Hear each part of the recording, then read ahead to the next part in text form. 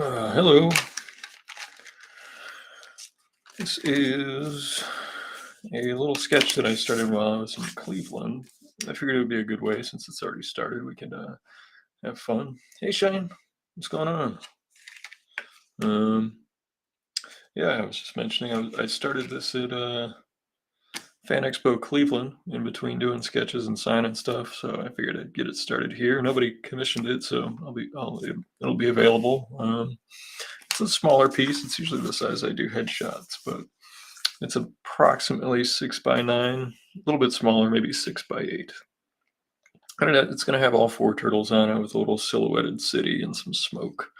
And yeah, I end up drawing so many Ninja Turtles at these conventions that, I don't draw them very often otherwise. So I get a little out of practice. It takes me a little bit to get through them, but I'll share some of this stuff. Here was my badge, my fancy schmancy badge from Fan Expo Cleveland. I don't know if people know Ryan Brown. He's the guy that drew this. I think he goes by Ryan G. Brown because there's multiple Ryan Browns. I think this is his new Source Point book that's coming out. I haven't read it. I don't know it, but yeah, I've met Ryan a few times. He's always a nice fella. This was 2 weeks ago. We worked on this. Here's the finished inks for that Undersea Hero piece. And I gotta say, I brought the color printout to Cleveland and got a very positive response.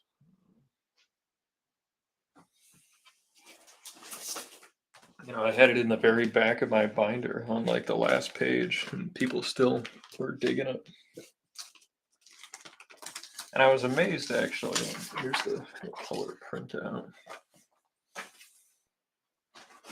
I was amazed, actually, at the fans there, like how much more interested they were in independent characters. The big two characters, the popular characters and stuff that I'd worked on, like some of that stuff sold, but it just seemed like, especially with younger audiences, they were more into it. Good evening, Jonathan. Welcome aboard. But yeah, this is the color printout, and I don't have any product for sale. I'm still working on the book, but people seem to really dig it. I did manage to get one sketch. I did a sketch trade with my neighbor, Matt Horak. I did a sketch of Comet Man, and I had this in my bag, and I was like, "Hey, do a sketch on this," and he did this pretty rad tick sketch for me. There's his signature, and I have one of his books that he did here, Octo Skull. I guess he is most known for working on like one of the Deadpool miniseries. But yeah, this looks fun, like a sci-fi fantasy outer space romp. Looks cool. I did one other trade with a fellow named Pork Chop. Yeah, thank you. Couldn't afford to buy any sketches, but it was nice to do a trade.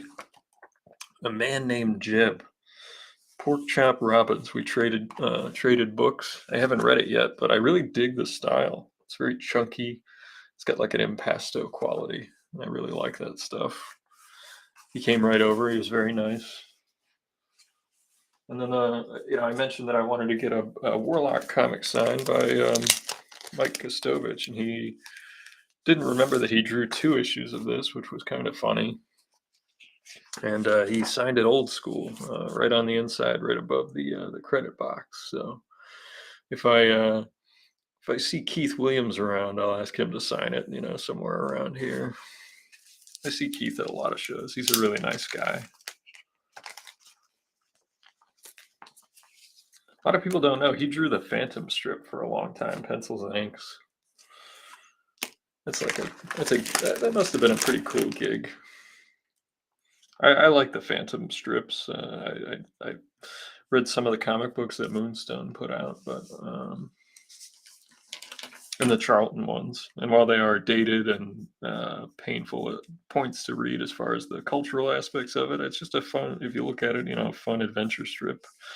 It could very easily be adapted and updated to still be a fun jungle adventure. But yeah, I had some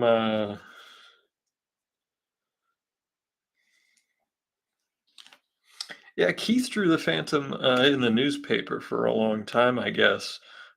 He was doing the dailies while Paul Smith was doing the Sundays, um, and then they were both contributing to the Phantomen book, which I guess the Phantom is still quite popular in different parts of the world, like in Australia.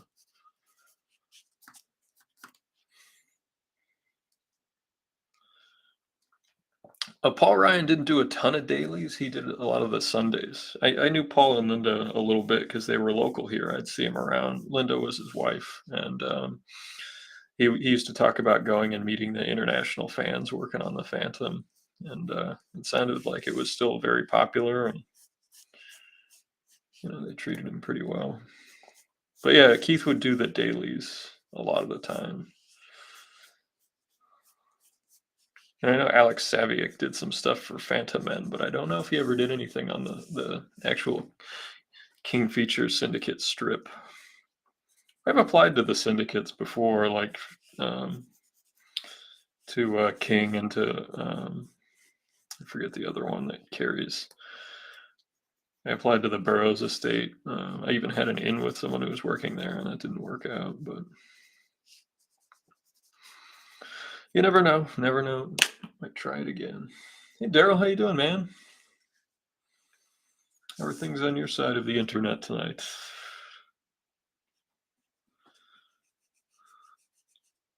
Been following your drawings coming up. They've been looking pretty sweet.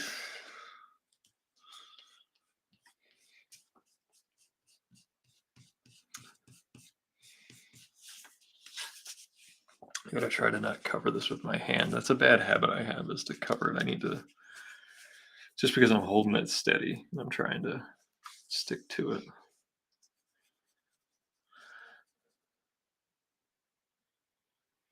Oh, awesome, Daryl. Awesome. Illustration class. Have you doing anything interesting? Is it a cool project, or was it one of those where it's like, just get through it?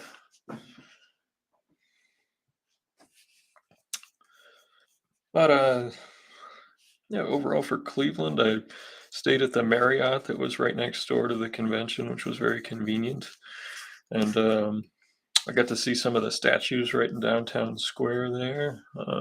There was actually an art gallery set up in part of the convention center with a Cleveland artist. Cross hatching, nice. That's useful. I took pictures. You can't really see them, but that's a camera because I'm dumb. Recents.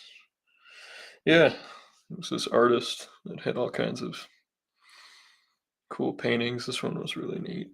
There was a picture.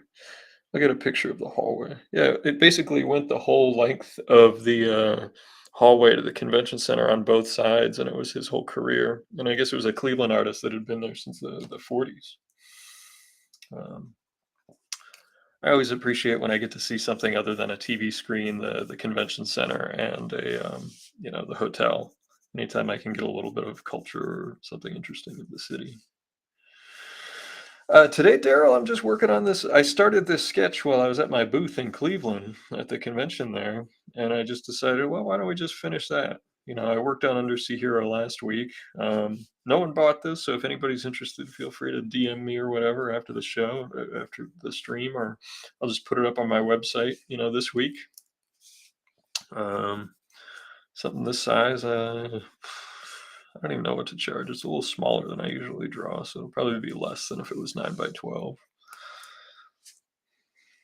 I don't know, $100, something like that. That would include the shipping, like everything else on my website. So one thing I do try to mention is that if you order anything on my website, the shipping is included in the price that's there. So when you go to checkout, there's not like an add-on.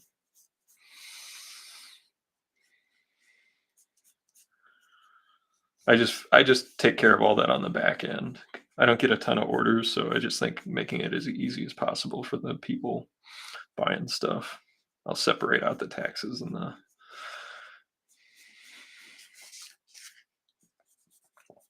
shipping costs.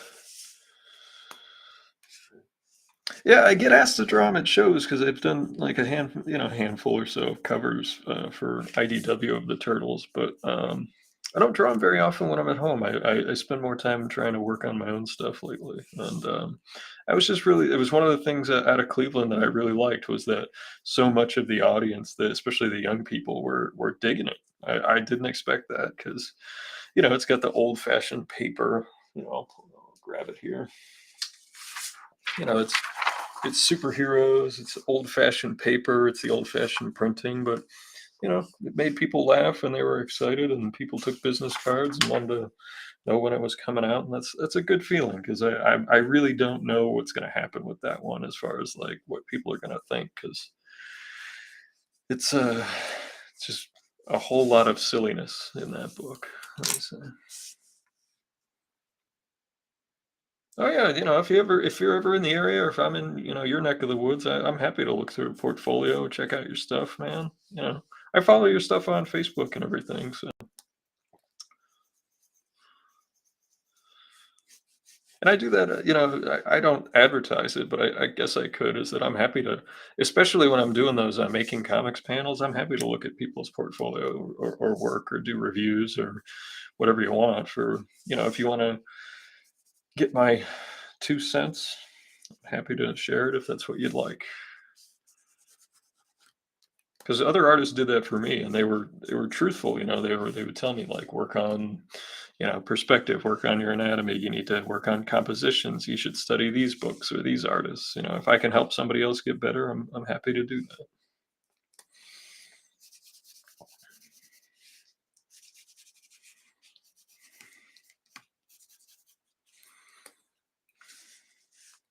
And I'm trying to do more conventions in different cities.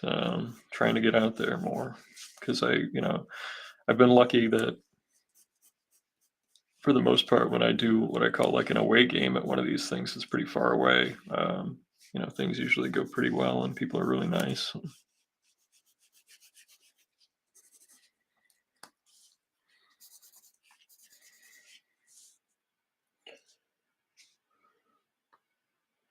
Brian's a very nice guy.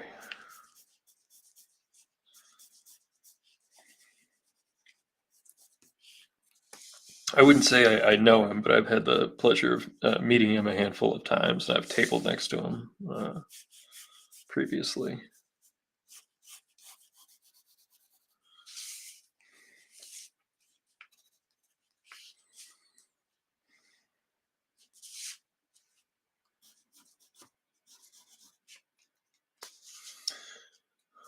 Hey, Mika. Not this trip, unfortunately. I got up at 2 in the morning, was at the airport, for a 5 a.m. flight on Friday, and then I was already at the show. I called him though, and Gene didn't want Brian, you know, my dad driving up there at night. Shane, on Sunday, it was light. I'm not gonna sugarcoat it. It was light on Sunday, and that was one of the reasons. Like I had a early flight back. I left with plenty of time. If it was busy, I would have stayed till the last minute. You know me. I'm a bitter end kind of guy when it comes to being in a spot. But it was it was slow going. So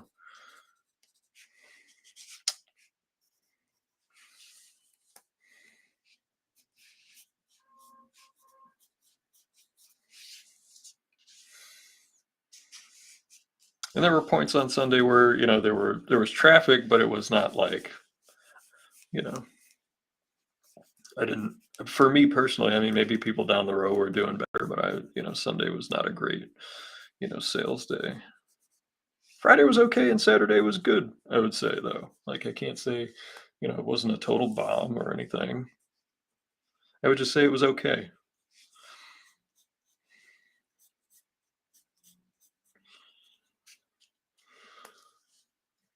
Hey Daryl, have a good night, man. Thanks for popping in. Yeah. Say hi whenever you feel like it, man, and I'll keep watching your stuff.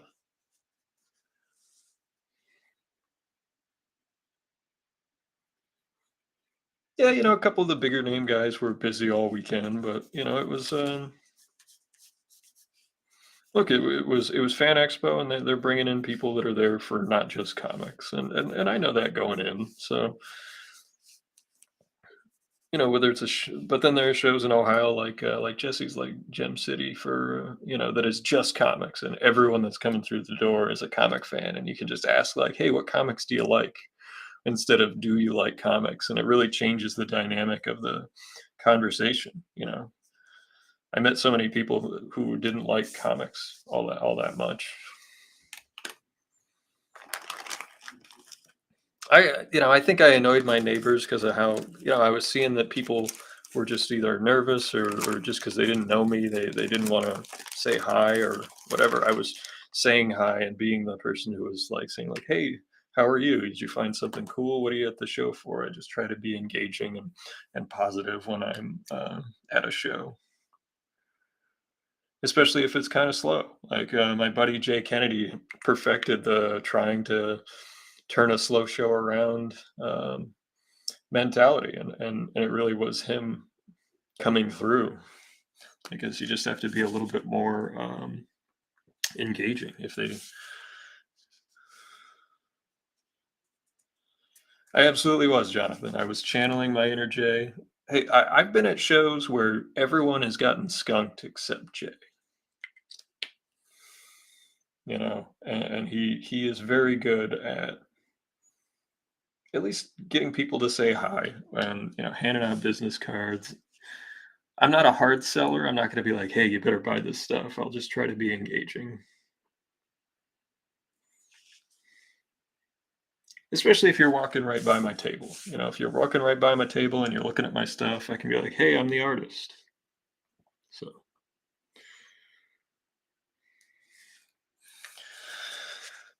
try not to be a carnival barker. But I found it was definitely not a show where you could just sit there and people just came to you and asked you like, "Hey, why are you here?" There's some shows that are like that, where, different parts of the country. I find that the folks down in Maryland are a lot like that. The people down in New Orleans were like, "Hey, what do you do?" Even though it was another fan expo, so it was a mix of people there for comics or not, but it just seemed like people were more they were approaching me more, as far as like just being curious about what we were selling and stuff, or just what we do in general. Or people asking like, "What's it like to work on comics?" Like, I'm not looking to sell everybody. It's just a matter of like, I don't know what to do when people come up and walk up to your booth and just look down, and if you say hi, they just stand there. I don't know. My dad was still is a furniture salesman, and he's the kind of guy that can sell anything, and I do not have his gift for that. So all I can do is show people my work, tell people what's going on, and try to be enthusiastic and find out what they're into. Like, sometimes you can just talk about stuff that you're watching. And sometimes that, your neighbors don't like you even engaging. Exactly, Douglas. You know the deal, where it's like, hey, I'm at a convention. You're at a convention. Perhaps you'd like to see my work.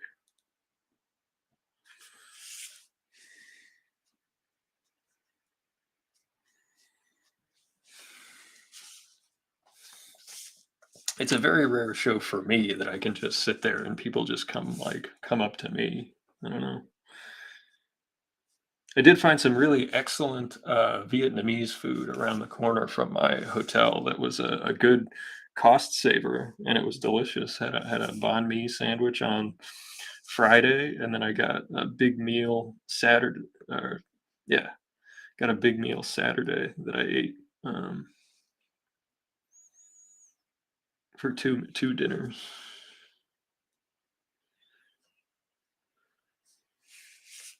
Or no, I got it Friday and ate it both Saturday and Sunday, or Friday and Saturday. That's what I did, because Sunday I was flying back. It was a long weekend. Forgive me. There was a lot of flying, a lot of hours, not a lot of sleep, and then back to work Monday morning.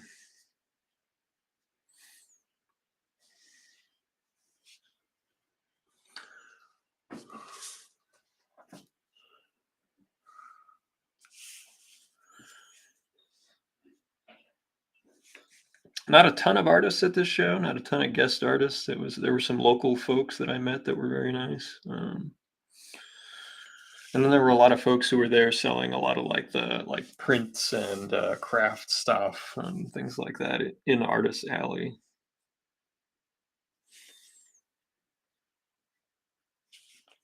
And yeah, lots of fair number of independent comics, and none of them look like anything coming from, Marvel or DC, which I love seeing. And it goes to show what the tastes of the next generation are, and they're different.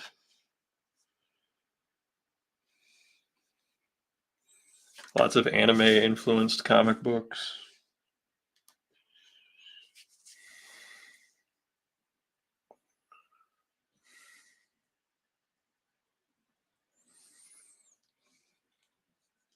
It was interesting, and I always find it interesting seeing what local creators, if there's a similarity or synergy, different creators. There's certain flavor books coming out of a certain town.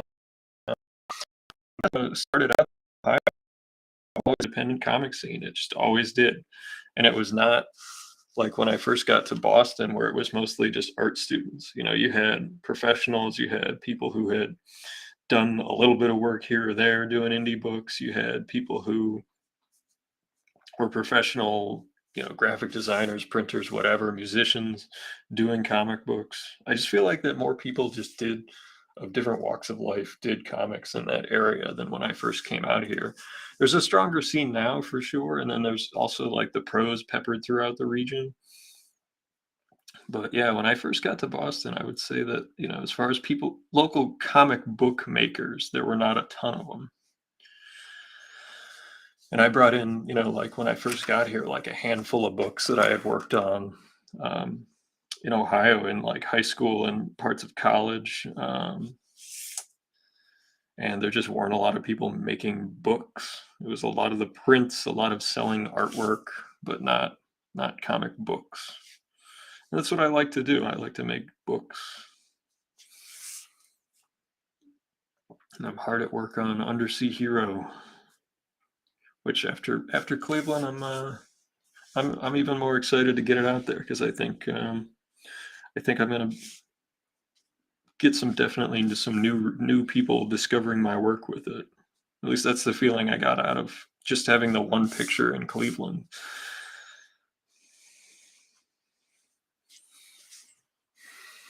Hey Jay, how you doing?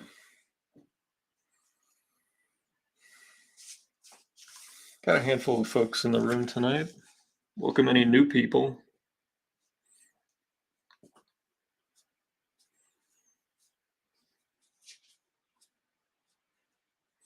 I think we've got people on YouTube, we got Facebook, we got a couple of Twitter. This is your first time stepping in to the live drawing Wednesday night. Welcome.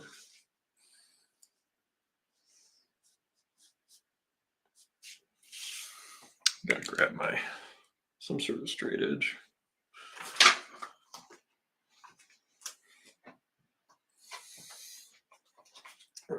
This will do.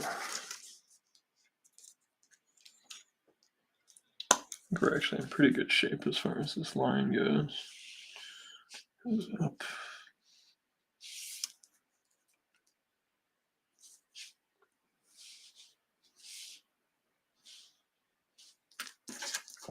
Any of you guys going to, what is it, C2E2 that's coming up this weekend?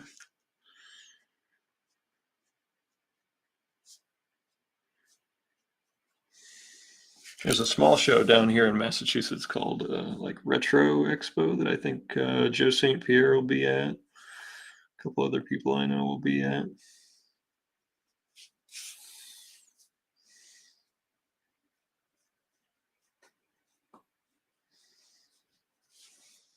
I think Larry Stroman's going to be there. I don't know. I'm not sure. I don't follow that show. I just saw a couple of people I know pop up some stuff on Facebook today.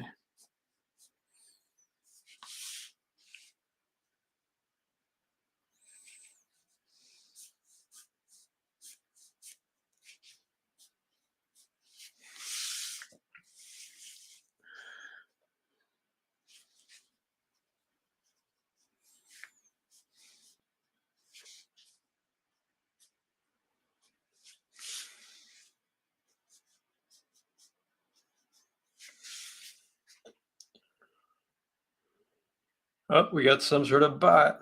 There we go. Some sort of bot on Twitch. Douglas says he's passing on C2E2. Last one was only 5 months ago, and it was weird, creepy, and depressing. Well, that sucks. I've never done C2E2. I've only done the old Chicago Comic Con when it first turned into like a wizard world.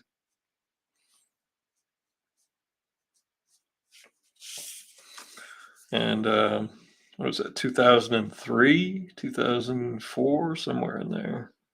It was the last time I was doing a show in Chicago. Jonathan says Keith Williams is supposed to be there too. Hey, hey, hey.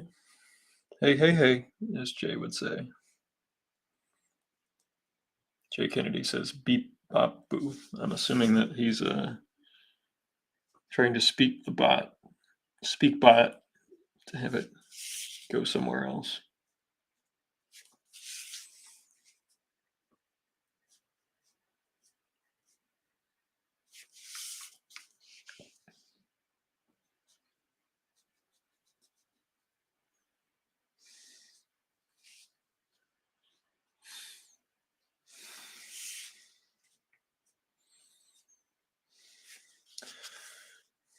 Yeah, Wizard World. In the old days, in the olden times. I mean, I find Fan Expo to be not too dissimilar. Just because it's more like all around pop culture fandom based cosplay guests in the front of the door, and the artists and the creators are off to the side where the voice actors were. We were like right behind the voice actors. Um, and then the celebrities were like the next room area behind us.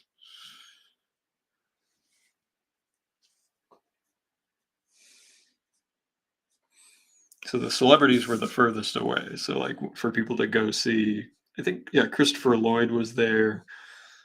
Um, Carl Weathers was there. A few other folks were there. I don't remember everybody that was there, but they had a bunch of celebrities there. They had to walk past all of us and the vendors and walk through the vendor area and everything.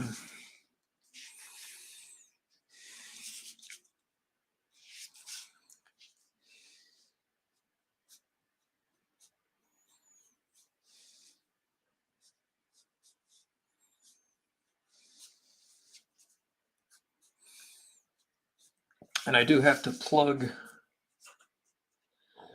Holmes. Yes, nice meeting you as well. Thanks for popping in. We don't call the folks that don't chat creeps. We call them lurkers. They lurk in the background, plotting against us.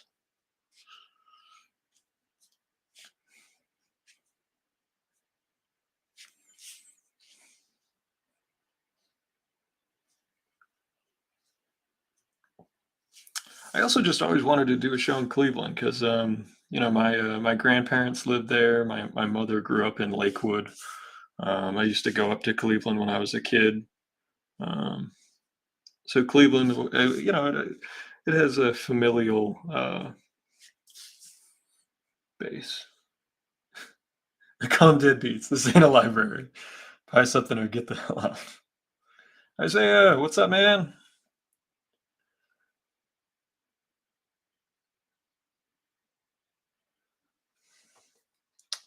Yep, here's Jay's Star Wars quote for the evening.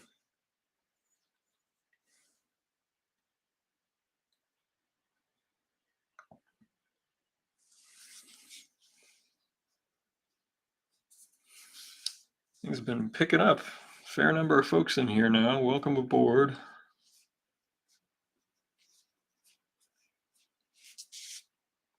But yeah, Cleveland is a place that my mother and my uncle lived, and my dad grew up not too far from Cleveland, a place called Navarre. So I was around Canton, Massillon, that area some. I actually played one of my best high school baseball games at Massillon Perry High School.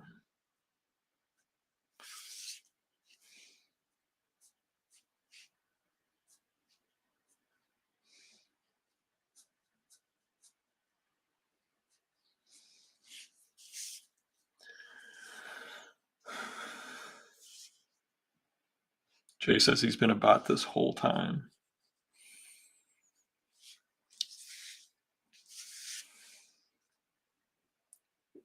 You could have fooled me, Jay, running and giggling like a schoolgirl when you found the entire run of uh, Bloodstrike Strike Force.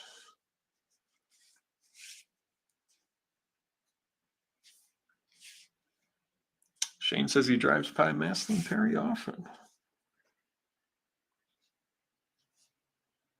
It's a nice ball field. I remember that. It was a nice ball field. Having played on some pretty heinous patches of grass in my day.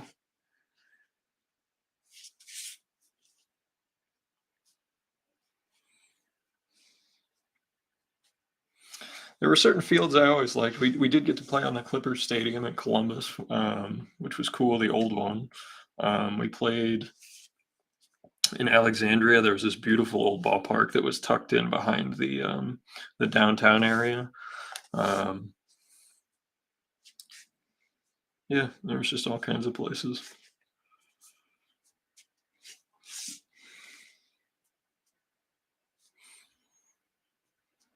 There was one that I can't remember what town it was. There's a paper mill nearby, so like during the summer, it smelled horrendous.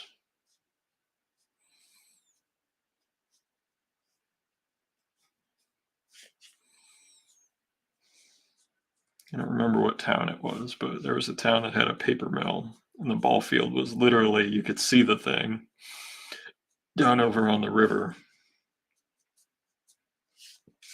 Played at Ohio State. New Albany had a good field. For hockey, we got to play at the Blue Jackets arena, which was cool. Played at Ohio State. I was lucky. Got to play baseball at Notre Dame.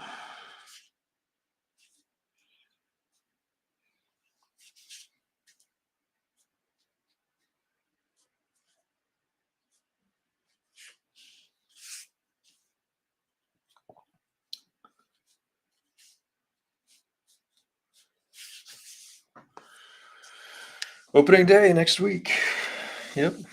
And I believe I will be going to a game at Fenway Park on Monday. Fenway Park, built by the Pilgrims.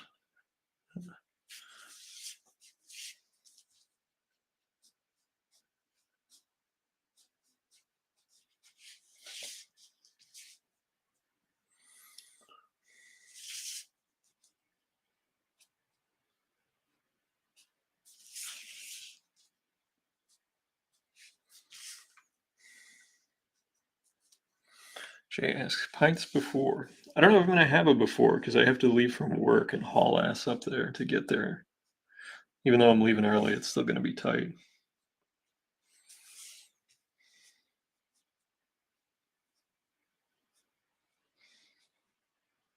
It's during the week.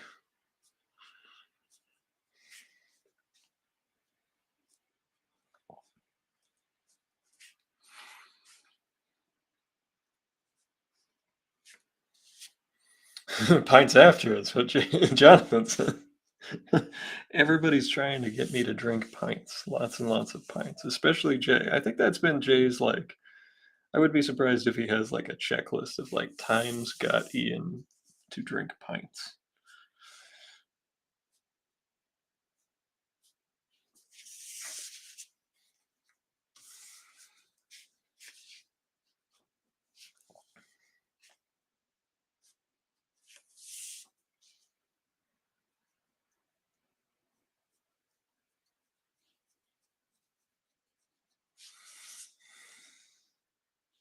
Oh, you're going to Tropicana Field? Cool. Down in Florida, going to Tampa Bay. They got some good players on their team this year. That should be fun, man.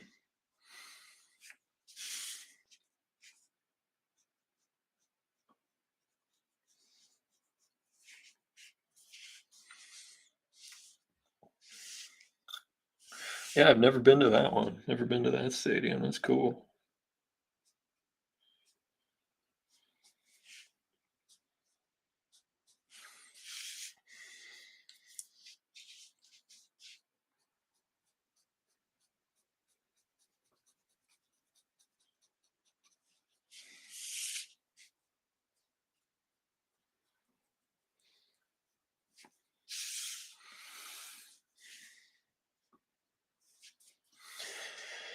Pretty soon, minor league baseball will start up after that. I'll be excited for that. I renewed my MILB package membership.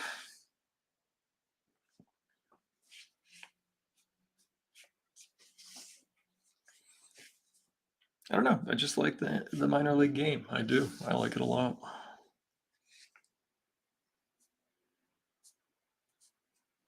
Hoping I can get to some Cape League games this summer.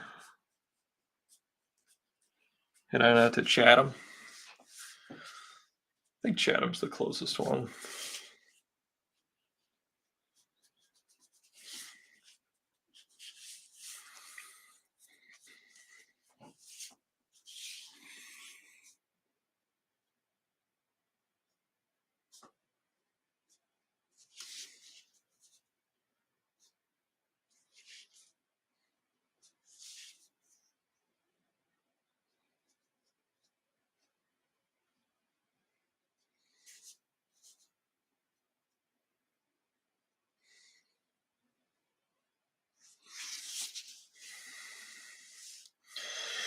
Yeah, Douglas, they've had the pitch clock in the minors before, and that's actually why I've been in favor of the pitch clock.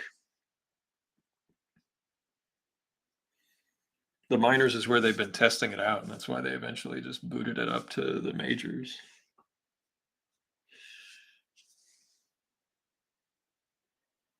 Like last year, during the day, there's games on all day, minor league games on, and it takes 2 hours and 25 minutes to have a game, barring any injuries or too many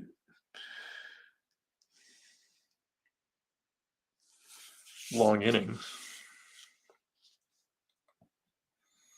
Hey, Desiree, good to see you. Good evening.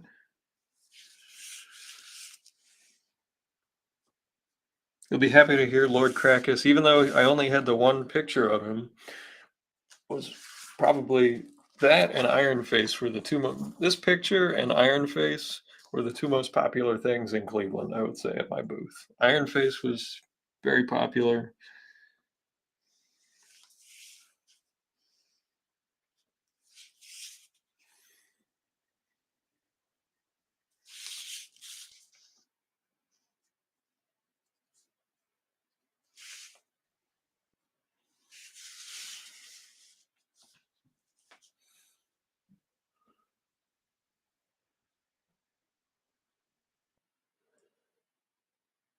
Mika asks, is Adam in minor league baseball now? Yes, he is working in minor league baseball. He works for the Reno Aces. I watch their games all the time. I watched most of their games last season, and they actually won the Pacific Coast League Championship last year. So Adam was working for the team that won it all last year. But yeah, if you check out the Reno Aces on Twitter or on their homepage, you can actually the MILB package. You can always watch one game. If you ever wanted to watch one game, you could pay per game. I just love having it on all season. I'll have it on all season. Douglas says heroicy. Heresy, you mean, or heroically? I'm not sure. I just feel like if you go with the pitch clock, you don't have to, mess around with like ghost men and stuff like that. Like you don't have to have the other weirdo changes to the game. Starting somebody on second base in extra innings. I think we talked about this last show.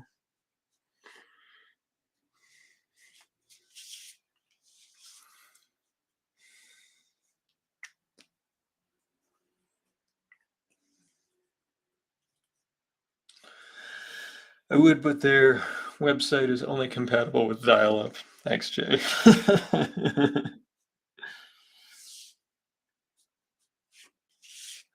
Hey, I mean, the reason, look, I've been watching old games on YouTube, and the games were just faster. Like even in the 90s, like I watched some 90s Cleveland Indians games before they were the Guardians.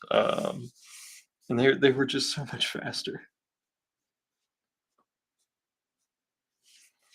And look, you're talking to a guy, I love baseball, I watch baseball, I follow it.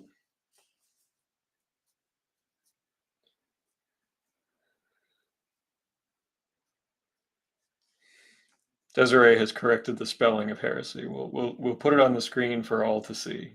Oh, that's Patrick's comment. Sorry. No ghost man, no pitch clock. Let baseball last for hours. Also heresy.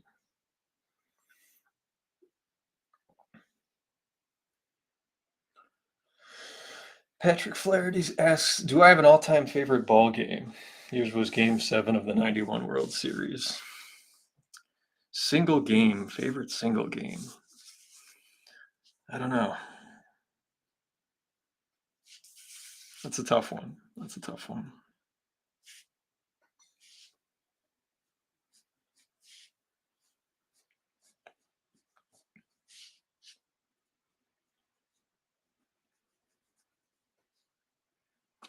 I'll tell the story of my favorite post game, and it's 2 consecutive years. And I've told this story before, so if you've heard this before, I apologize, but it's just such a great story. When I was in college, it was the year that Aaron Boone hit the home run off of Tim Wakefield to knock the Red Sox out of the playoffs. And what ended up happening was is we all went outside, and then up on like the 4th floor, someone threw a desk through the window that crashed like, I don't know, maybe 6 feet away from me. And they were just frustrated and angry, and it was typical like Boston, we're mad, let's smash a few things and see what happens. But then the next year, we're all in the same building, same thing, except they win this time, and we're standing outside, and someone throws a desk through the same window out of celebration. So I got to see both a defeat desk through window smash and a victory desk smash through the same window on the same piece of concrete in consecutive years. Douglas asks, "Who said faster equals better?" Well, I'm not saying it equals better. I'm saying I like it more because I love baseball, but it had slowed down to the point where, and also like there was less action, fewer balls in play. Like there's just a lot of reasons why I found it less exciting to watch. And look, I played ball for many years. I love it, but I just I just like that there is an impetus to keep the pace moving forward. And who says slower is better? I don't think it is. Like I think that there is an overthinking, and I think that there's also just certain things. There are consequences to it being longer. Like they're different, but there are consequences. Well, that's an again, Douglas. Like I said, the only thing I wanted was the pitch clock. Don't monkey around with anything else. If you want to make the bases 2 inches bigger, sure. I don't care. I don't think that's gonna do much of anything. But I don't want extra stuff. I don't want extra runners.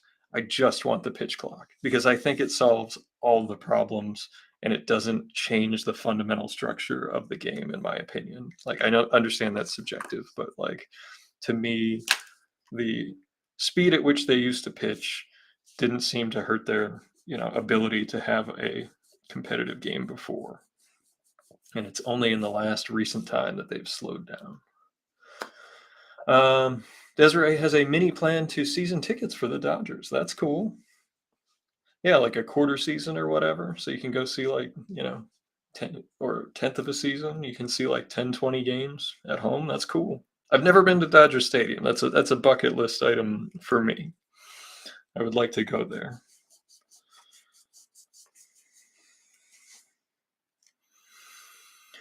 Patrick says he would like a time machine and he'd see Smokey Joe Wood pitch in 1912. There's a vintage team in Newburyport that plays ball by 1860s rules. That's cool. Yeah, I mean, if I had a time machine, there's a lot of players I would love to go see. I mean, Satchel Paige, Walter Johnson. I mean, there's a bunch of old timey players I would love to see pitch in real life because, I've seen only a handful of pitchers specifically that I've seen a lot of great hitters, but I've only seen a handful of pitchers pitching in the year where they were so dominant and won the Cy Young Award. I got to see Pedro his Cy Young year in Boston. I got to see Corey Kluber his Cy Young year in Cleveland. Um, those might be the only in season. Like I'd seen other pitchers who'd won Cy Youngs before pitch. Like I saw Smoltz pitch. I saw Glavine. I saw Maddox. I saw um, Denny Martinez when he was at Oral Hershiser. I saw lots of guys who won Cy Youngs or whatever. Roger Clemens, Pat Hentgen. That's another one I saw the year he won his Cy Young Award. I saw Pat Hentgen the year he won his Cy Young Award. So I saw 3. 17 games. That's great. Handlebar mustache has got to be required for old timey baseball.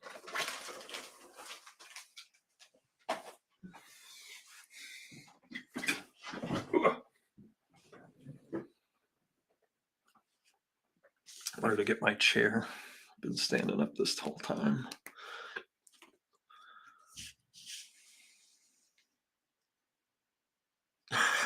If you had a time machine, we could probably make the team in the early days of baseball.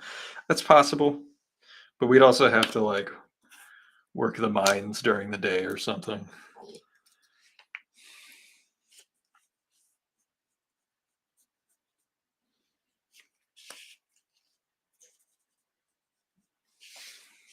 Yeah, I'd be a lot more impressive if I could bring my modern age ideas to the olden times and apply them to sport.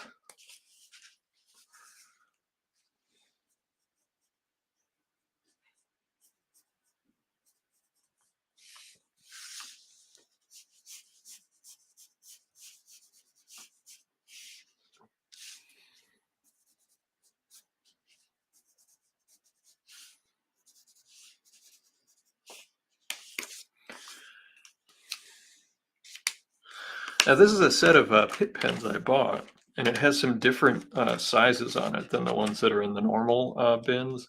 One of them being this one that's only available in there is the flexible head. And this is my favorite pit pen, unfortunately.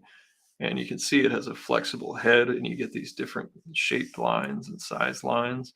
And this is the Faber-Castell version of this Karataki pen that I use all the time. That's great that you get the different size flexible. It's got a flexible tip. It has some of the other standard ones, the 0.5, the 0.7, the 0.3. These are the same pens as before. Bunch of dock workers playing on a baseball team, I bet could go yard at least once a game. Back in those days, who knows?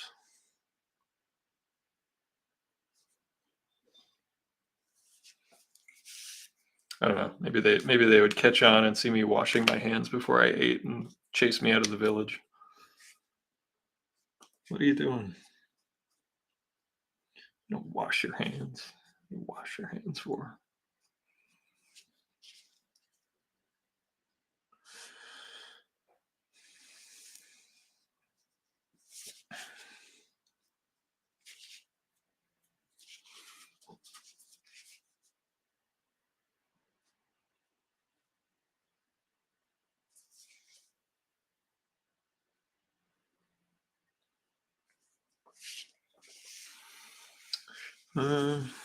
Other news other than Rubber Chicken Comics, Jay and the nice guys down there.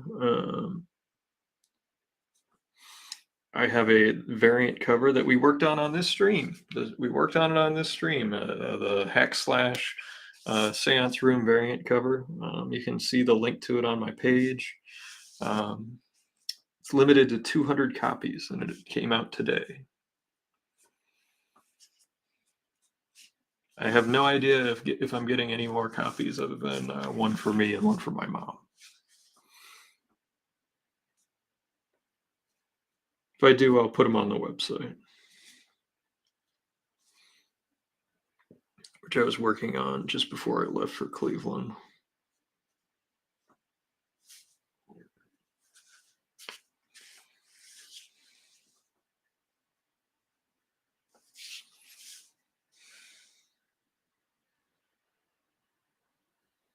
Slide into second base, heals up into a guy who was in the Civil War and still has part of a mini ball in his hip. Yeah, that's not far off.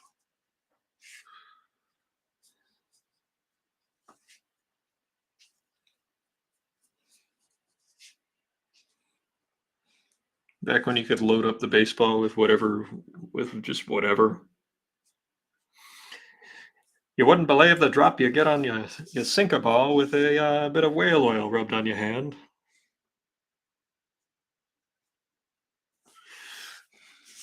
Ninja Turtles turns 39 this year. Yeah, but I'm 38, so we're growing old together.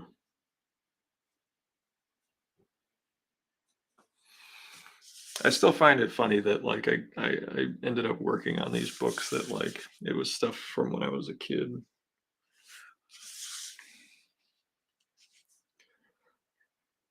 Because I do believe that there is a very large element of chance when it comes to the assignments you're necessarily offered or have the opportunity to pitch for and then getting picked for them.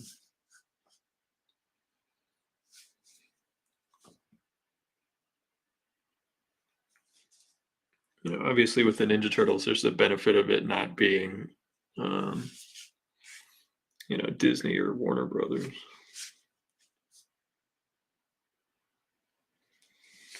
But I still, you know, when I tried out for it, I still had people that I knew that also tried out for it and obviously didn't get it.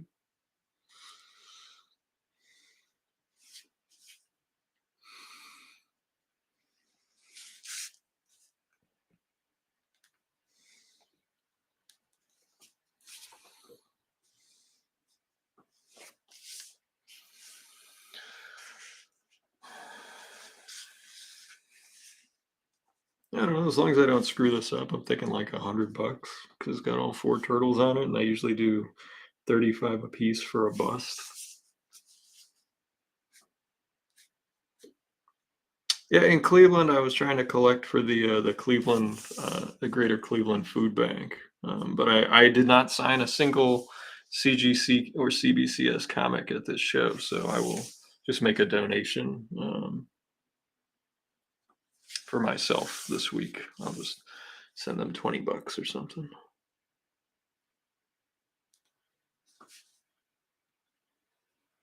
It added up. I was working on my taxes. All those donations for CGC stuff, we raised several $100s for food banks and clinics throughout the country last year. So kudos to you folks that support my work and make that possible. You know, I know it's not thousands of dollars, but it's just, you know, it's money for writing my name on a book that somebody puts in plastic. I was pretty happy about that.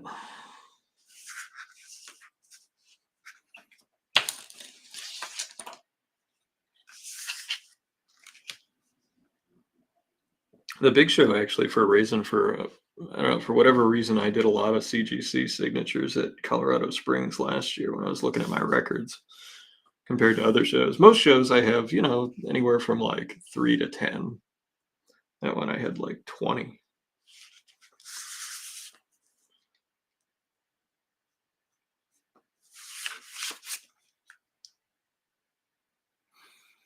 Douglas, you ever run into that at a show? Do you have people that bring up like stuff to get graded for you?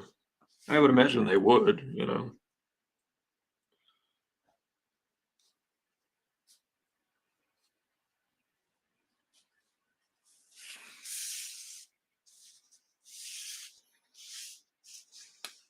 Terminal Tower. You don't want the key tower that we were staying in?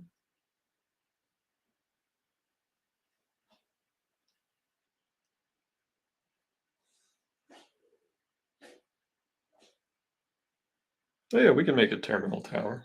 Yeah, why not? Why not? We can do whatever we want. So it'll be the Turtles visiting Cleveland, just as I was.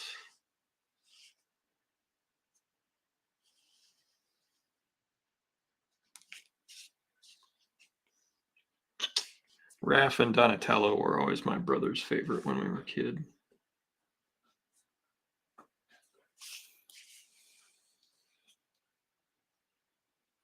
All right, Shane, you got it, man. Thank you. You're too nice, man. Too nice to me lately. Be sure to put a bunch of extra stuff in there. Was Cleveland fun? I went to WonderCon Saturday and had a good time. Cleveland was fun. Like there was definitely fun to be had. And I hung out with Shane and John, who I don't think John's ever shown up to one of these. He's another one of the nice fellas I've gotten to meet out in Ohio. They call themselves the Cran Boys. They're all collectors of different characters, and they collect sketches and art and hang out, and we talk comic stuff, and yeah, good fellas. I always felt bad I made Andrew wait so long for this one commission I did for him. It was just it, it's still the record. I don't think anybody will ever have that record beat. I know I have sketches I have done that I have to ship out for people, but Andy, I think, waited 18 months at least.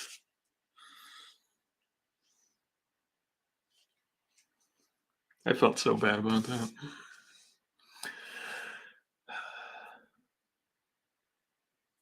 Douglas says, "Yeah, once or twice a show, someone will bring up a stack of books, none of which I was thinking far ahead enough for to save for myself." I figured you would have CGC stuff or graded stuff. Patrick says, "All the astronauts and cartoonists came from Ohio. A lot of cartoonists, and there's that museum at Ohio State that all the cartoonists have been donating their work to.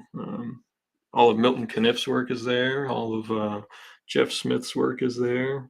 I think P. Craig Russell's body of work is there. I mean, it's pretty cool. Like, if you've kept your stuff and you want it to be preserved, at a facility like that where they have the ability to take care of it, and, you know,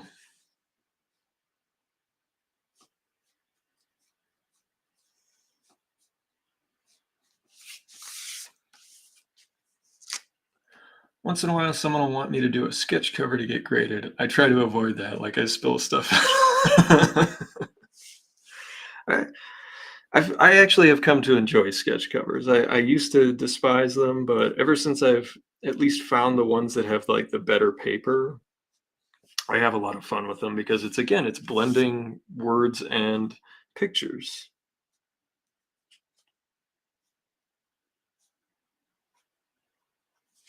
And to me, that's what comic art is. Doing pinups, I don't enjoy them so much. I wish that like the D-Man sketch, or I've done a few others where it's had sound effects and stuff built into it, or dialogue. That one I added some captions to, and that one was like because I got to get into that character a little more.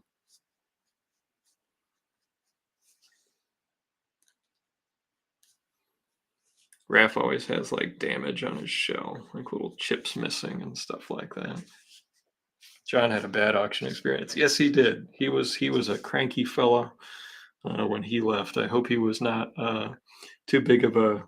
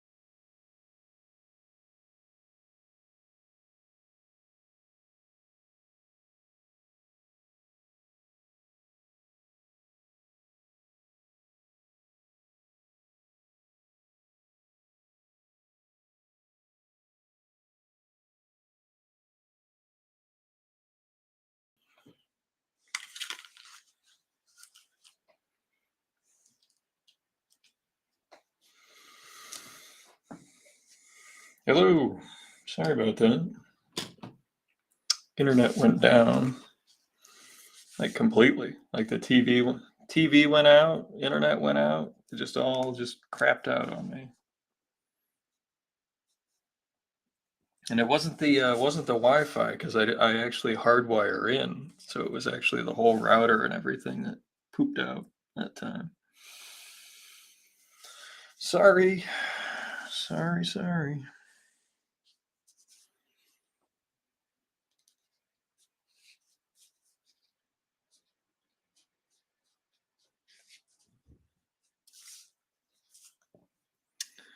Yeah, it happens sometimes. I have no doubt that there's a better way to set things up, and but this is the only way that I've learned how to do it. So I don't know how right it is. I'm sure some very smart. Maybe I'll meet a smart tech person that can fix it. You're right, but I know for a fact we did pay that bill because that bill is on auto pay. I just have to make sure I throw enough money in that account for them to take it. I actually do have to pay a bill after this. Is it the gas or the electrical bill? One of those is due. I think it's the gas.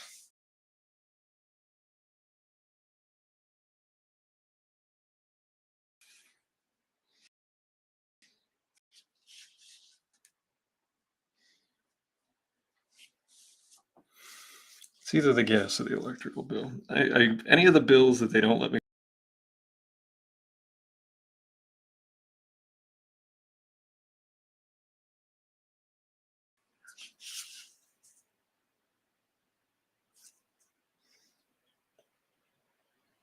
In order to remember to get it done on time.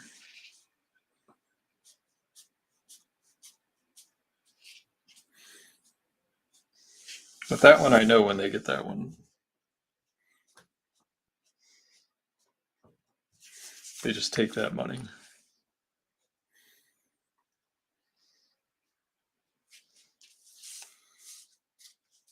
But I'm sorry if I lost anybody in that time.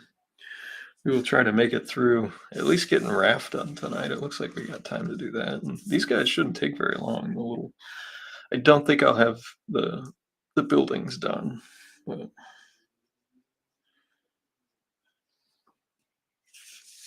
if we can get it close to done, that would be really nice. I could just drop it in the mail with all the other stuff I gotta mail this week. That would be great.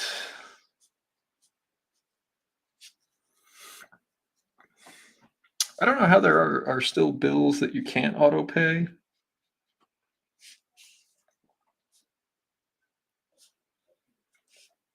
I mean, I check them, periodically just to make sure they haven't gone up too much or whatever, especially the energy bills. But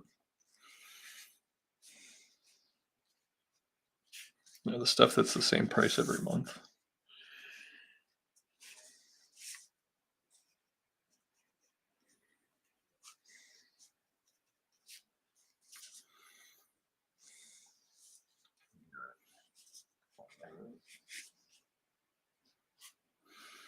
I did not pick up much reading matter at the show just because I, didn't have a ton of money and also just didn't have a ton of room. My travel kit that I bring with me, I did get a new suitcase, which was really nice. Not all that long ago. It's one of those little hard cases. Instead of carrying my original artwork on my back, I can just roll it with me. And I was able to fit like my art supplies, my computer, and my original art all in this little case, which made it real easy to get through the different airports and stuff instead of dragging everything and putting it on my back with my old bag. Love my old bag, still use it, but like as far as for traveling through airports, it was just really like my back would just be killing me.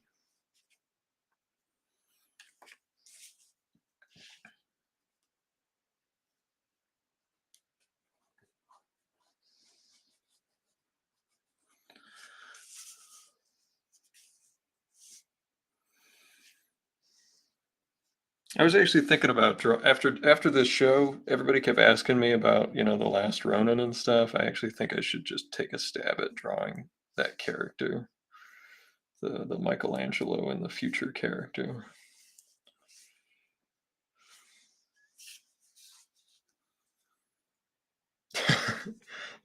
You are highly offended by my use of Ziploc bags for art supplies. Highly offended.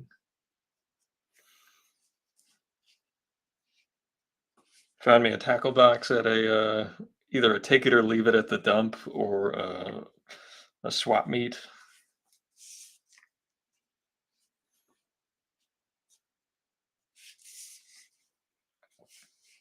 I used to get books at the take it or leave it on Nantucket when I was a kid. Used to get books, used to get all kinds of stuff there. Fishing equipment that I could fix.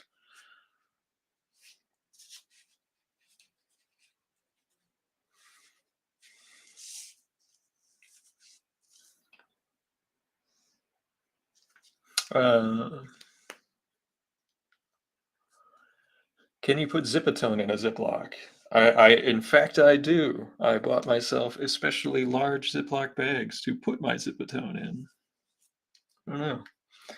I got to put my Zipatone to use. I've got these stories I've been writing that I'm kind of designing them for the different Zipatone techniques. I just haven't had a chance to scan everything. I know everybody's waiting on me for get them scans of all the old stuff, but I just haven't had time. It's tax season. Been spent most of last night working on.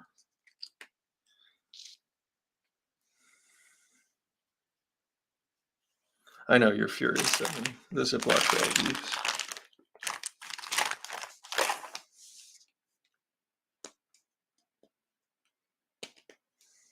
What, the giant Ziploc bags to drive him insane? It's actually also to keep them dry, and the smell of these is particularly bad.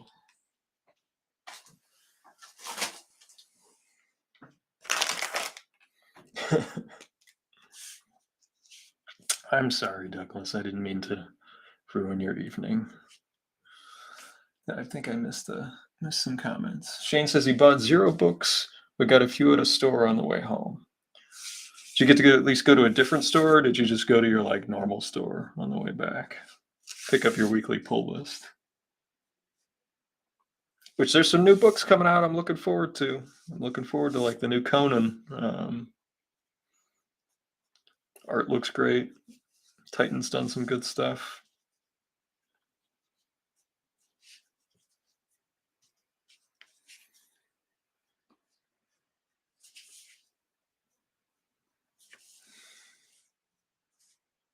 I can't even look at that, says Douglas.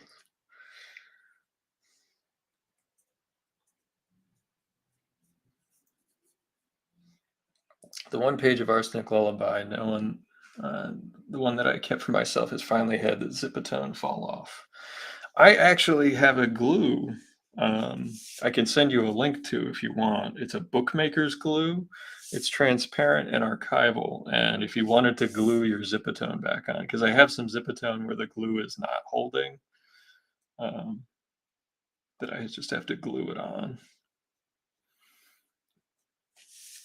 This stuff won't kill the artwork, and it'll retain the tone.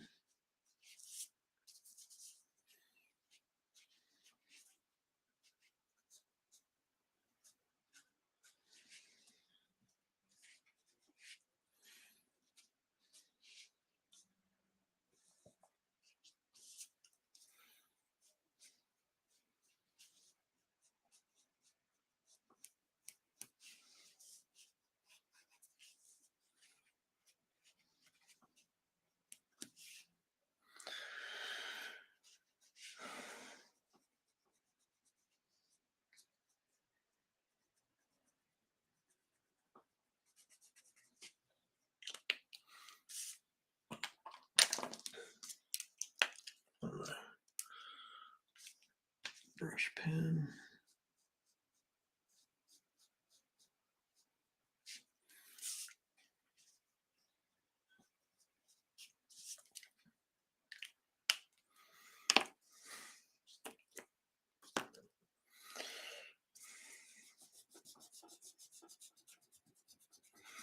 This is actually mixed media paper. It's really thick. It's thicker than regular Bristol board. It is designed for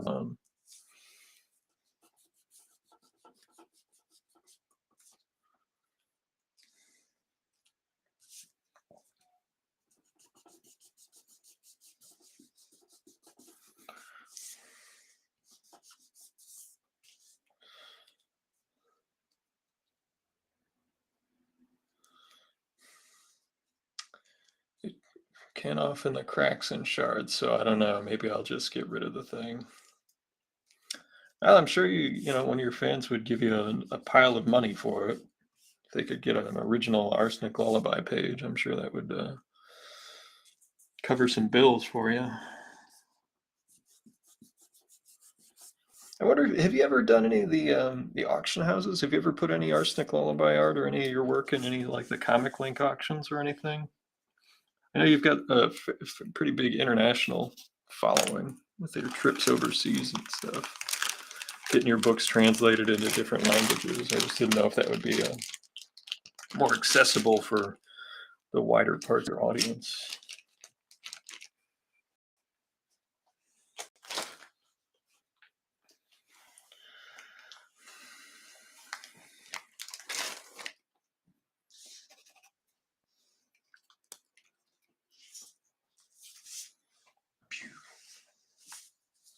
I'm gonna tighten up this hand. I'm not comfortable inking it yet because on this. That's the one thing that's not great about this paper is that it does smudge a little easier than even Bristol board. I might have to use my electric eraser on like this little bit of blue pencil on Raph's head. Had a few people, just new people, just pop in. So welcome the new people. Wave to them. Hello.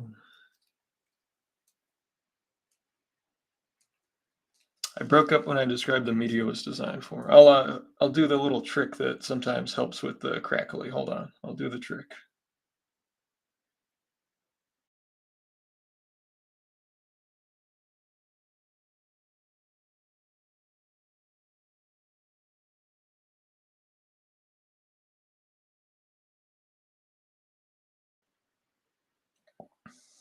There we go. Is that better?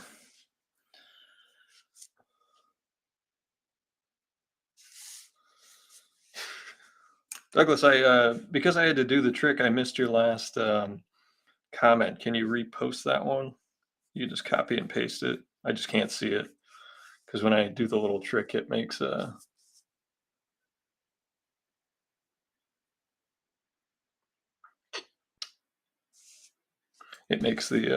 comments go away.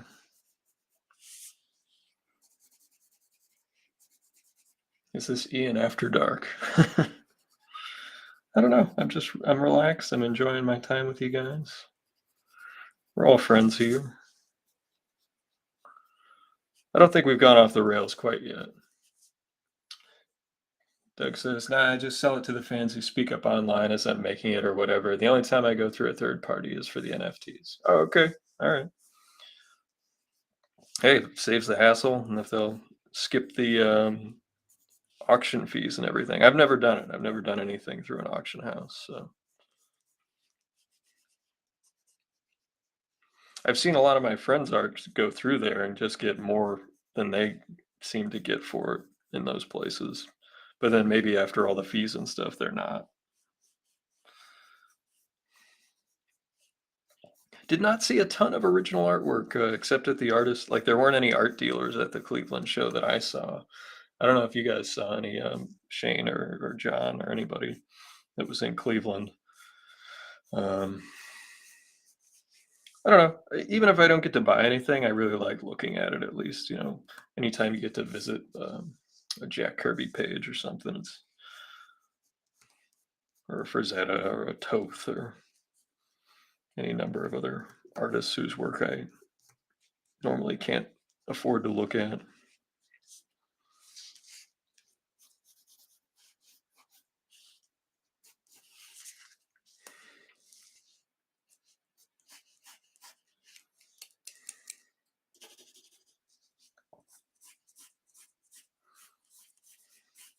I actually think the Wicked Comic Con that I have coming up is the only one that I'm sure there will be at least a couple of art dealers at. And then there's a show in New Jersey that I might be at that there's some art dealers that live in New Jersey, so it would make sense if they were there.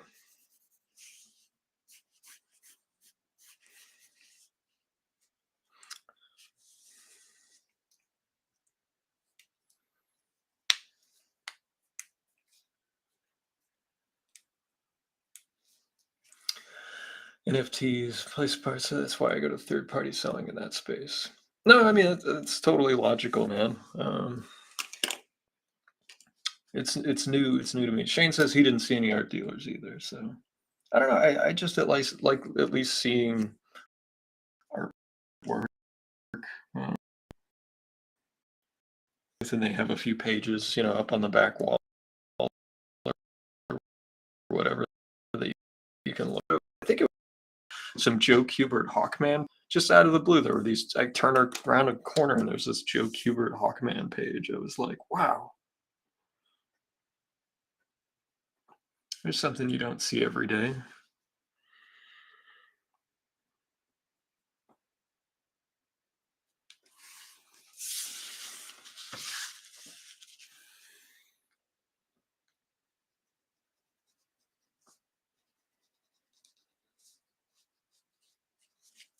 I have to throw a little white out on that, but I don't mind.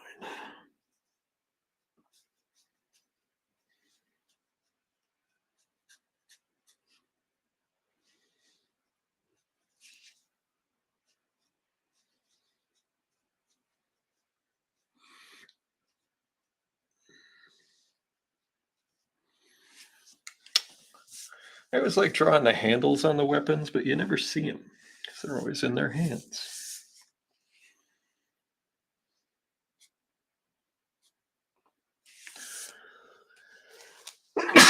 Excuse me. Excuse me.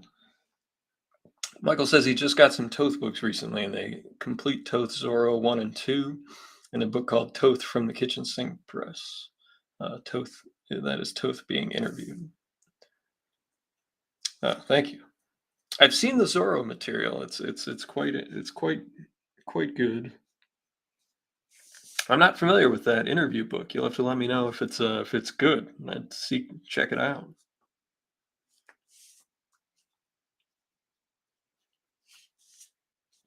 There's actually a DVD. I don't know. It's one of the Jay loaned me the Hanna-Barbera cartoons for one of the ones that Toth worked on, and there was a Toth documentary on that, and I think I saw it on YouTube somewhere. So if you just looked Toth documentary, there was a pretty good one where they talked to his family and people that worked with him and people that worked with him at DC. Douglas says, Cripes, the low prices original art used to go for at cons when I first started going. You could pick up a Kirby or Wood for under 10 G's, sometimes only several $100. At that time, though, anything over $20 was too rich for me. I understand that. I still kick myself. I had several opportunities to buy Ditko pages for like $300, and I didn't do it. They weren't anything like Spider-Man or anything like that. It was Indiana Jones was one of them. And then the others were Valiant, but it would have been cool just to have one. And Kirby pages, even when I was first doing them, like you would during doing conventions, you'd see them for $400, like for a Commandy page or whatever. Now those are like $5,000 pages because I've looked into them.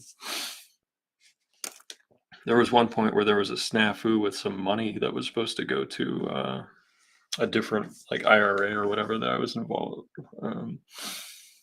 with like a retirement thing, and I actually ended up buying a Toth page as yes for my collection, but also as like you know what, I'm gonna have this as an investment. And I have a Toth mystery page from Weird War Tales that I can look at every day.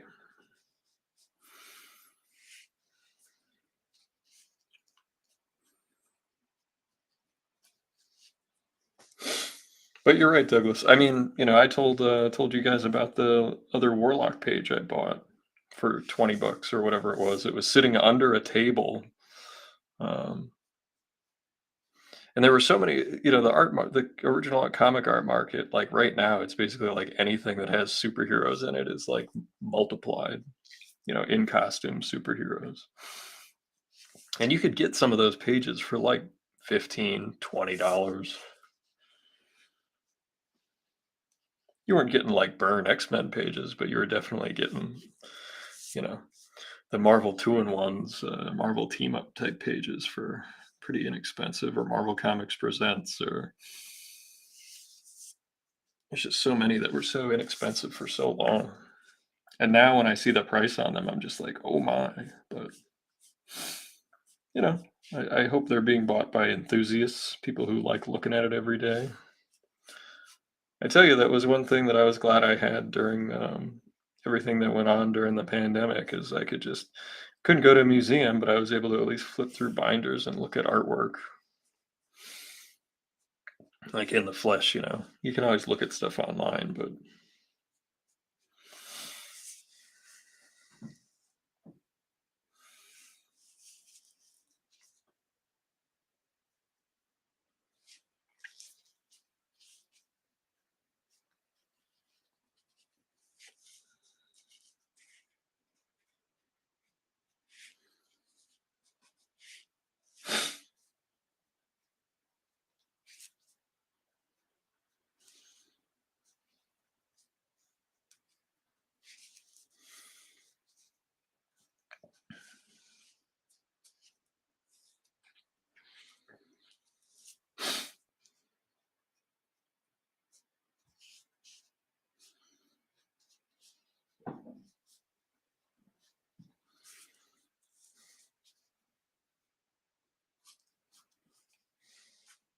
if I had the time, I would have loved to have gone to the Cleveland Art Museum. They have tons of great stuff there.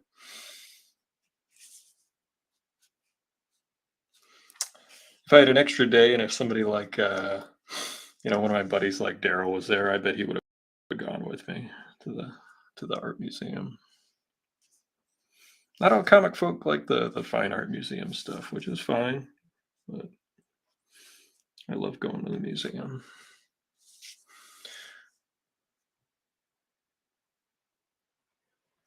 Douglas says, trying to draw a pelvic bone right now, skeleton man, they are hard to get your head around. It makes no visual sense. I agree. Like, once you get away from just that simple ball and socket joint, everything else is like, it's got some Rubik's Cube quality to it.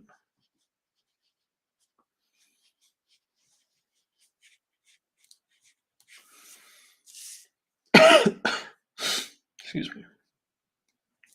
Something to drink.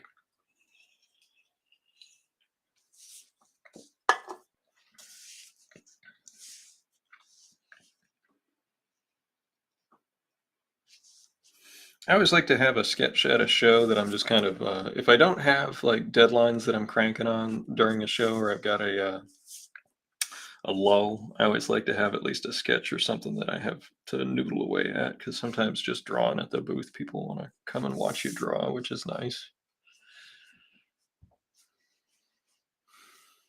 Obviously, since I do these, I don't mind people watching me draw, which took me a long time to get over. I can't watch the early episodes of this because I was just so nervous. I don't even want to hear one. I've definitely gotten better, I think, at talking.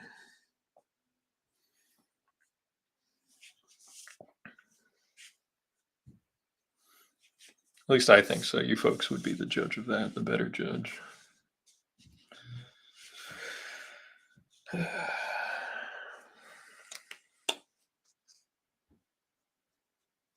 Have I gotten more boring?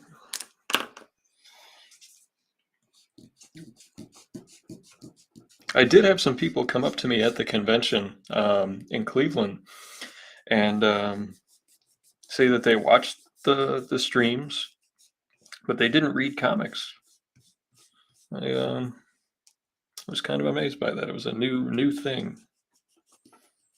So I think I do need to do a better job of, at my booth, having a sign or a one or even a new banner that says like, live drawing streams every Wednesday.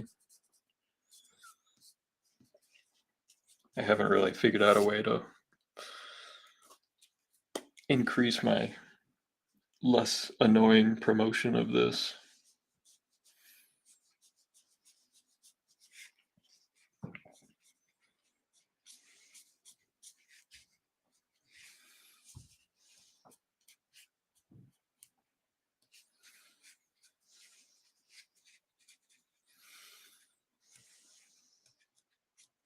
Had myself a nice poke bowl for dinner.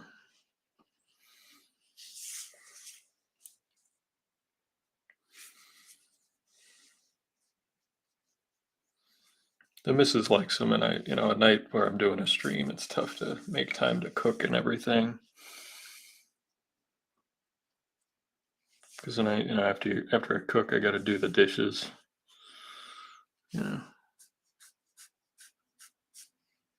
Camille does some of the cooking, but I do a fair amount of it.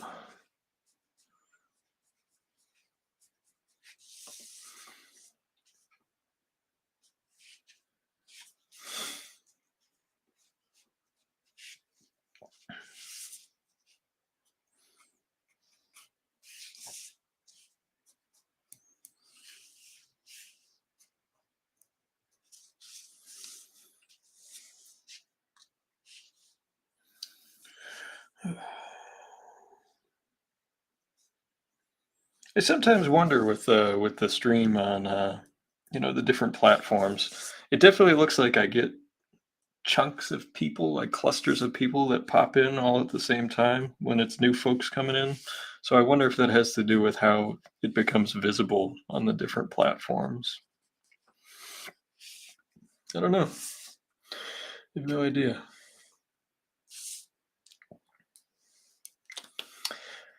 Hey, Mike.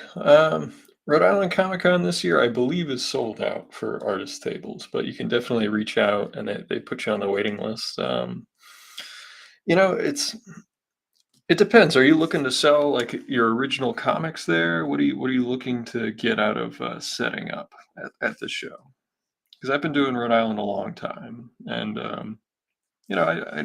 don't like to um,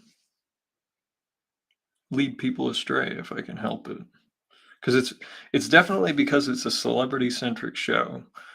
Tougher to sell indie books sometimes. It really is. And that's just the truth because people are there to get a lot of autographs and stuff.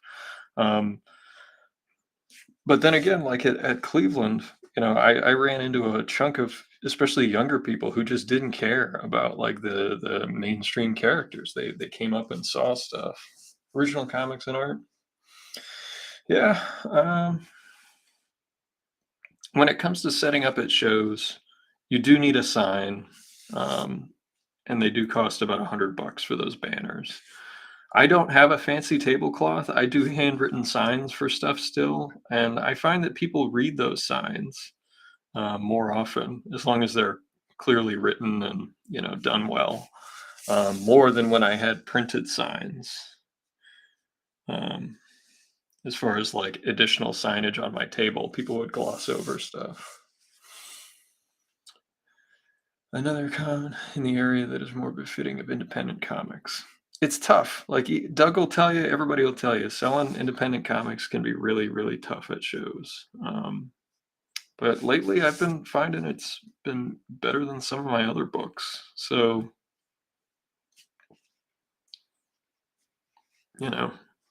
trying to think. Because, like I said, I think Rhode Island is sold out. They do get the foot traffic there. There's no question about it. Like, you're going to get in front of a ton of people. It's just that I don't know. Even to this day, I've done the show for many years. I don't know what percentage of folks that come in are necessarily looking at comics or are open to looking at comics.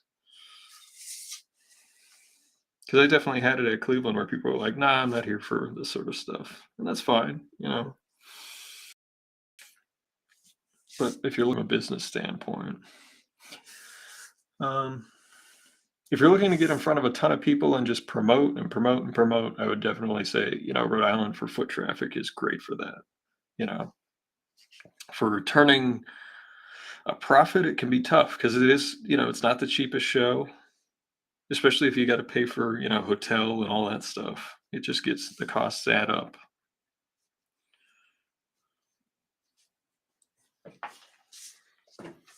There are two shows coming up in April that, that are small, that I would say that in the area are more geared towards comics, and that would be Wicked Comic Con and Little Giant Comic Con, Jason's show, up in New Hampshire.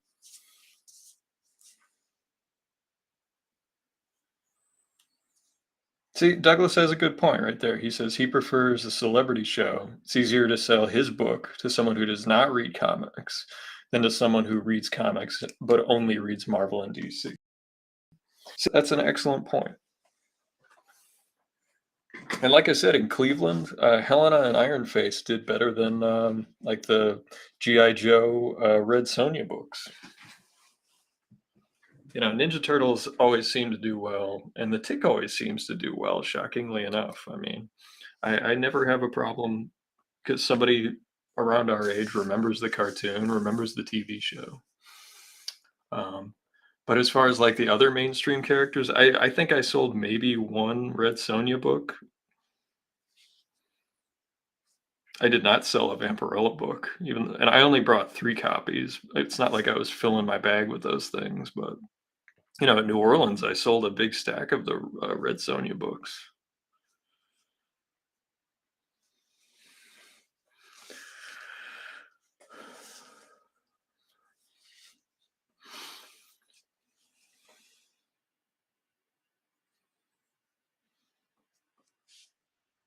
You're just gonna have to get out there, honestly, and try a few of them.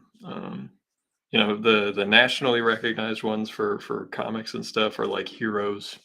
Heroes is one of those shows down in Charlotte.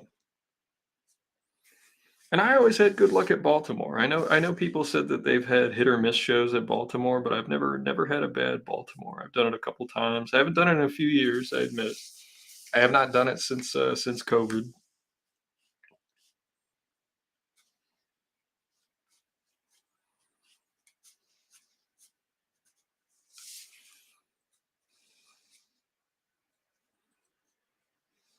But they were always nice to me, and I would say that was always an excellent place for me to sell comics, even before I had done, some of the mainstream characters that people are looking for.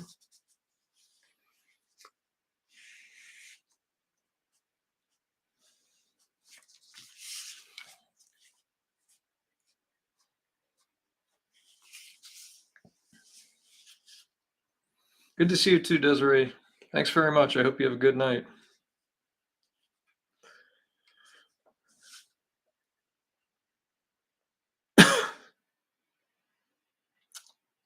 That's good advice, Douglas. We're gonna give Douglas the highlight quote for the pick a show and give it hell. I think that's a great advice.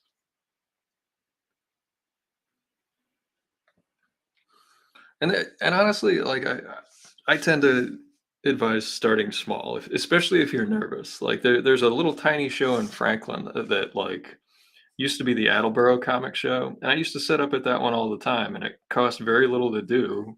And I admit I didn't make a ton of money, but it was great practice. It really was. Like it would cover the expenses of getting out there and doing it and putting my work and talking about my work and really trying to be a better advocate for myself, which is hard because I fight my confidence, I fight my anxiety. It's not always easy for me.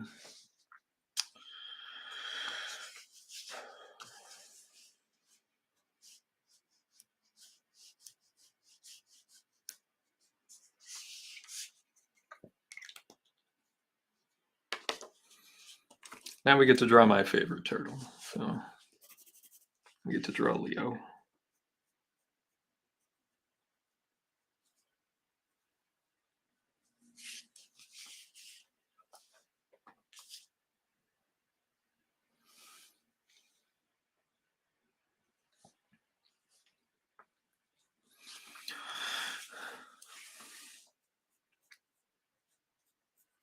I don't know if it's good or bad, but when I look around, I can honestly say I don't think anybody draws the fellas like in the same manner that I do, because mine's like a blend of all the different versions I've worked on and just my style. So I have like this amalgam turtle.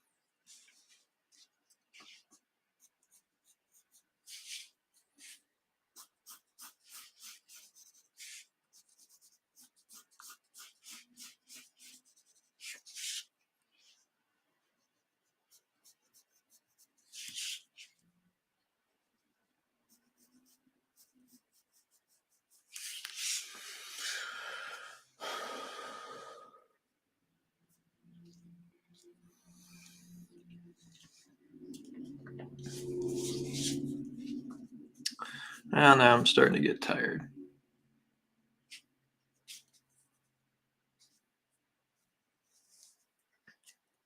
Hey Douglas, yeah, have a good night, man. Thanks for coming in. Appreciate that. Yep, I want them to be sturdy turtles. That's the goal.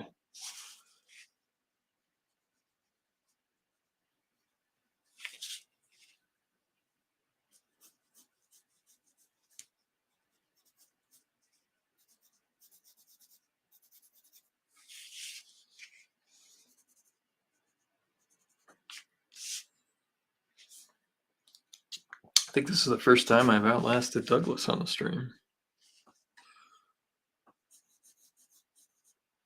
It must have been the Ziploc bag that scared him off tonight.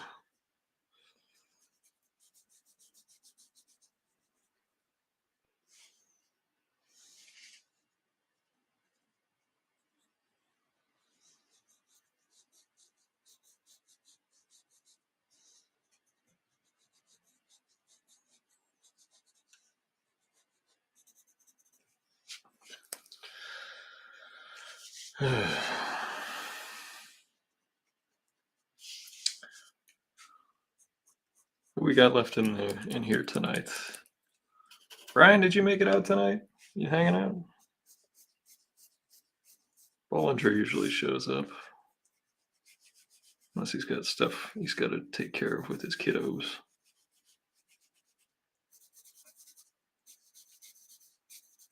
Or do we have what pens are you using? I dig the fine detail. These are Kuretake. They call them pocket brushes, but they're not really brushes. They're just pens with a flexible tip. And they have a broader line that gives me a little bit more flex to play with. It gets like that faux brush look a little bit when you practice with it.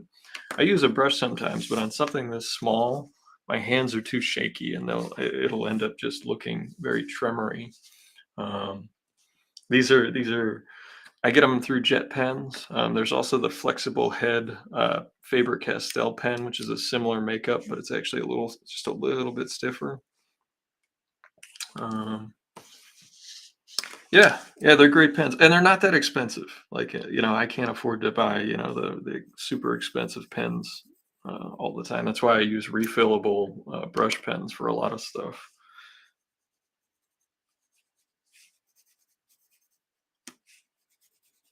But Leo is my favorite turtle.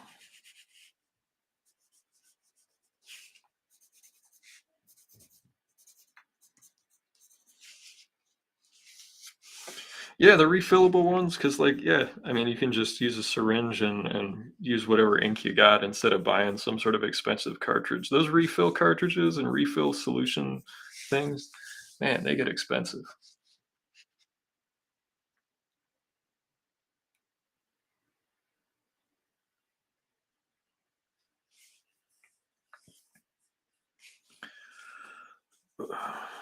Get Leo's shell in there.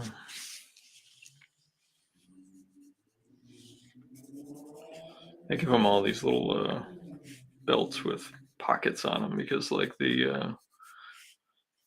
animated adventures ones had them, and I just thought they looked cool. And they actually helped me by giving them depth because these are just rectangles. And people can tell instantly what a three-dimensional rectangle is because they've drawn them, like this for on their notebooks for 10,000 years.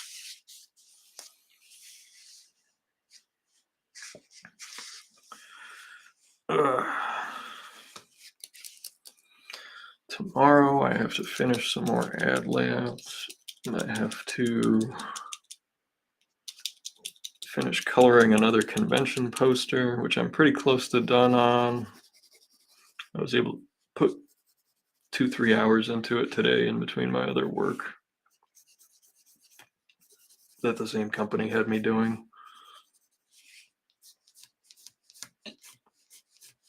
The altered reality folks have like so many new shows, so I spend so much time doing like these ad layouts for them. I used to spend like, I don't know, a third of my time doing that kind of stuff, a quarter, and then I'd be able to get all the other artwork done that they needed. But with all these new shows, I've been doing just so many darn ads.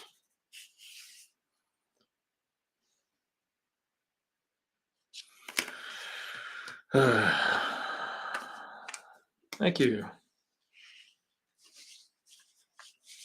Leo's my favorite, so I try to make him look cool.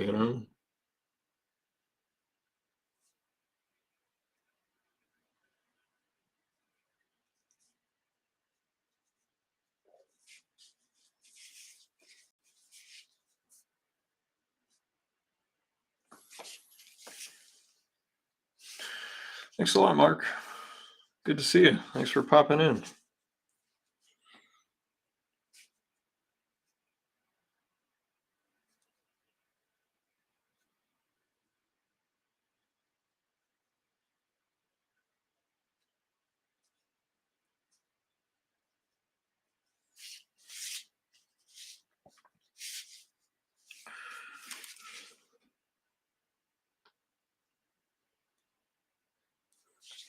I think if we didn't have that internet blackout for a second, we probably would have finished this thing tonight. Anytime we can finish a drawing on the stream, I'm just thrilled. I walk away like I'm walking on a cloud. Even if I'm tired, I'm pumped.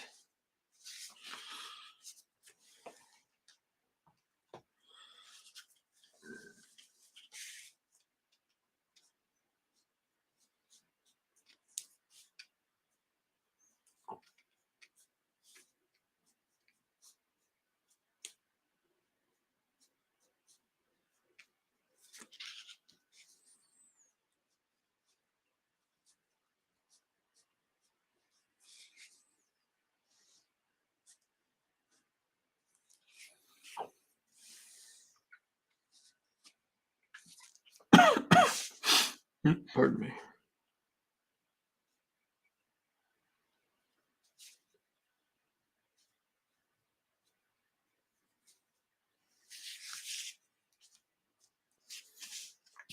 Sometimes I can look up at the screen and actually see where I need to make little adjustments as I'm going along.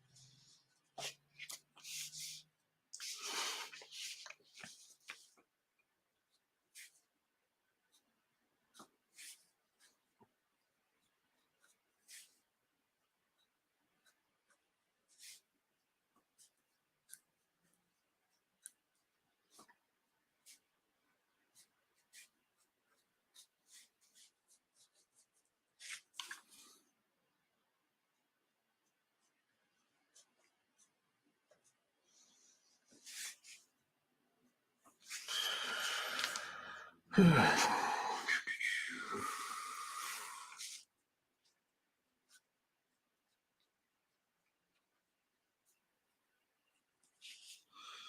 only Wednesday, right? We haven't made it to Friday yet.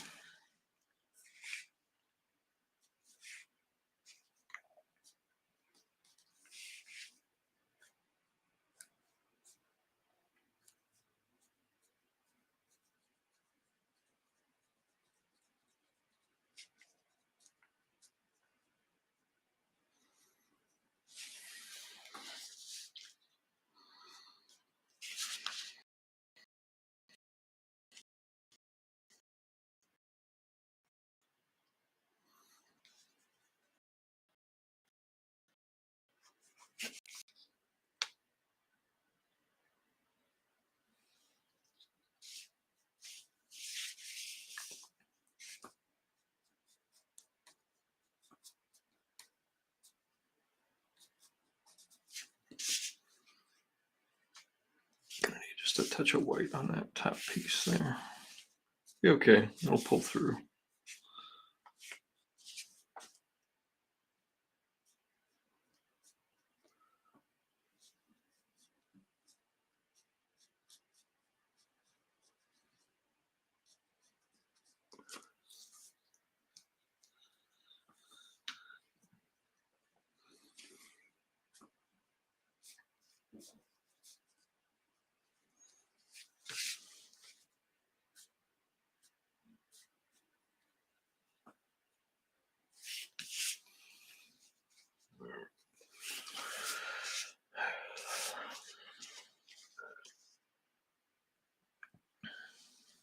Well, it looks like we're not going to finish tonight, but we'll be able to finish Leo, I think, with our last few minutes here. Came close. Might be able to finish this on my lunch break tomorrow.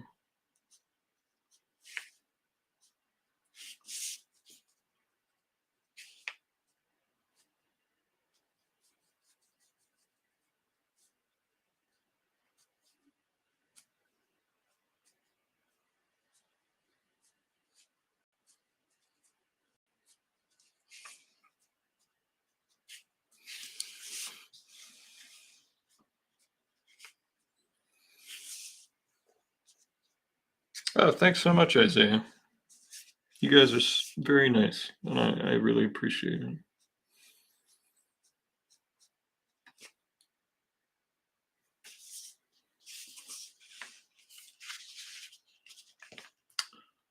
Yeah, when I was doing these streams, I would just get so nervous that I would just stop.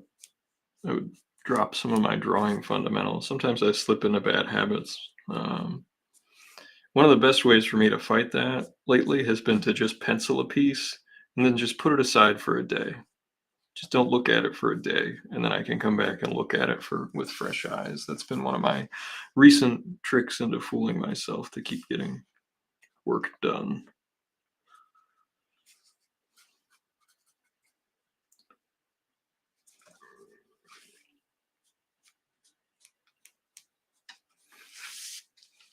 Shoot, I have to work on that again tonight. Well, looks like I may not be going to sleep right after this, or at least watching TV. I've been watching the History of the World TV show. I don't know if anybody else has been watching that, but Mel Brooks.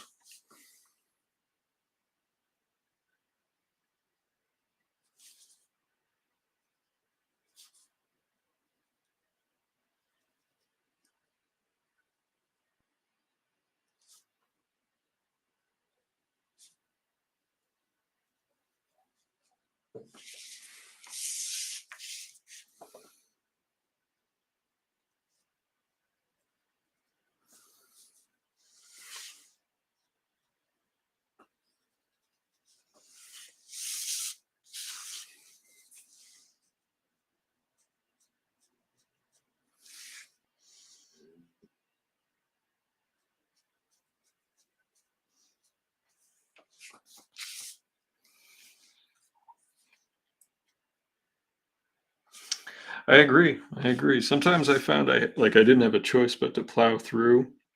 And if I have the time, I'll take the extra little bit. And it's been really helpful. You're right. You are totally right.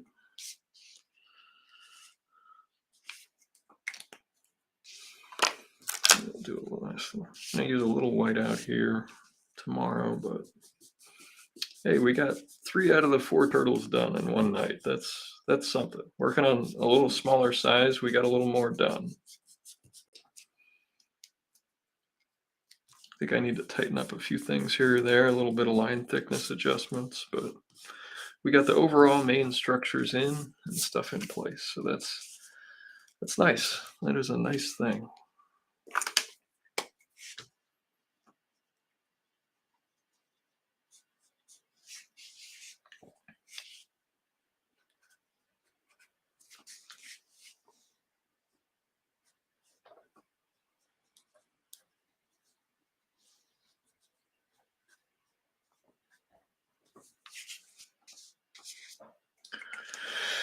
I think that's as far as we're getting tonight. I want to thank everybody for coming out. I'm sorry for that little technical hiccup. The router went out on us. And I hope you all have a wonderful evening. And I hope to see you next Wednesday. And I hope you enjoy the rest of your week. Have a safe and happy weekend. And yeah, I'll see you next week. Good night, everybody.